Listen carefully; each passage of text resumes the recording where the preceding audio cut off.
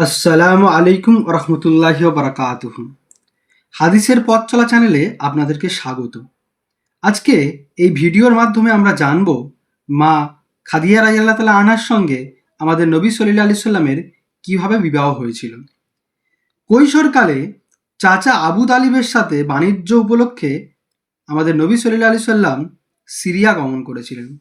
এরপর যখন তিনি 25 বছর বয়সে পদার্পণ করেন, তখন খাদিজা রাদিয়াল্লাহু তাআলা আনহার বাণিজ্যিক পণ্য নিয়ে ব্যবসার উদ্দেশ্যে শাম দেশে গ্রহণ করেন। ইবনু ইসহাক রহমতুল্লাহ আলাইহির বর্ণনার মতে খাদিজা বিনতু খুয়াইলিদ রাদিয়াল্লাহু তাআলা আনহা এক সম্ভ্রান্ত, সম্পদশালী ও ব্যবসায়ী মহিলা ছিলেন। ব্যবসায়ের অংশীদারিত্ব এবং প্রচলিত প্রথা অনুযায়ী লাভ্যাংশের একটি নির্দিষ্ট পরিমাণ অর্থের বিনিময়ে তিনি অর্থাৎ মা খাদিজা রাদিয়াল্লাহু তাআলা আনহা ব্যবসায়ীদের পিছনে অর্থলগ্ন করিতেন। পুরো কুরাইশ গোত্রই জীবন জীবিকার জন্য ব্যবসা বাণিজ্যে নিয়োজিত থাকত। মুহাম্মদ সাল্লাল্লাহু আলাইহি সাল্লামের সত্যবাদিতা, উত্তম চরিত্র, সদাচার এবং আমানতদারিতা সম্পর্কে জানতে পেরে খাদিজা রাদিয়াল্লাহু তাআলা আনহার নিকট এক প্রস্তাব পেশ করলেন। তিনি তার অর্থ নিয়ে ব্যবসার উদ্দেশ্যে তার দাস মাইসারার সাথে শাম দেশে গমন করতে থাকেন। তিনি আরও নিশ্চয়তা প্রদান করলেন, অন্য ব্যবসায়ীদের যে হারে লাভ্যাংশ বা মুনাফা প্রদান করা হয় তাকে তার চেয়ে অধিক মুনাফা প্রদান করা হবে। মুহাম্মদ সাল্লাল্লাহু আলাইহি সাল্লাম এ প্রস্তাব গ্রহণ করিলেন এবং তার অর্থ সম্পদ নিয়ে দাস মাইসারার সাথে সিরিয়া গমন করলেন। সিরিয়া থেকে মুহাম্মদ সাল্লাল্লাহু আলাইহি সাল্লাম মক্কায় ফেরার পর ব্যবসার লাভ লোকসানের হিসাব করা হলো। হিসাব নিকাশ করে খাদিজা রাদিয়াল্লাহু তাআলা আনহা মূলধন সহ এত অধিক পরিমাণ অর্থ পেলেন, এর আগে তিনি এরকম অর্থ আর কোনোদিনই পাননি। এতে খাদিজা রাদিয়াল্লাহু তাআলা আনহার মন খুশিতে ভরে ওঠে।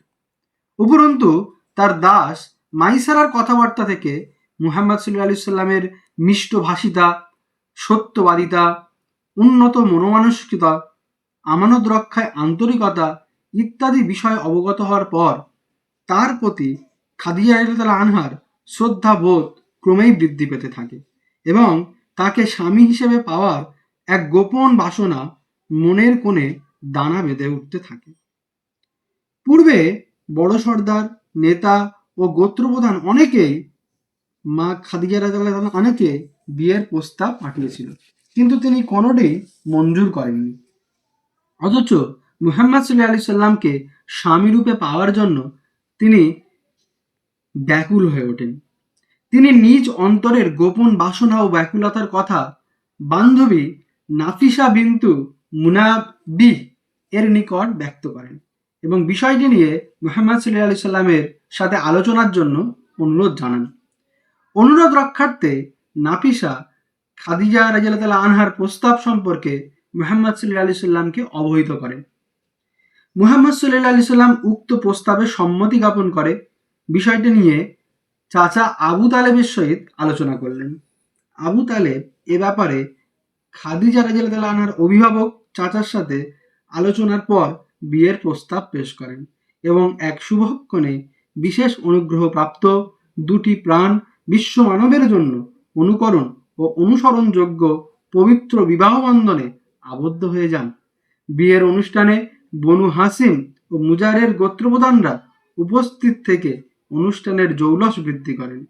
মুহাম্মদ সাল্লাল্লাহু আলাইহি সাল্লামের বিবাহের সময় খাদিজা রাদিয়াল্লাহু তাআলা আনহার বয়স ছিল 40 বছর।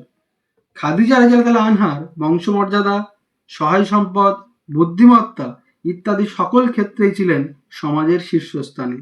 তিনি ছিলেন উত্তম চরিত্রের, অনুপম আদর্শবান এক নারী এবং রাসূলুল্লাহ সাল্লাল্লাহু আলাইহি সাল্লামের প্রথম সহধর্মিণী।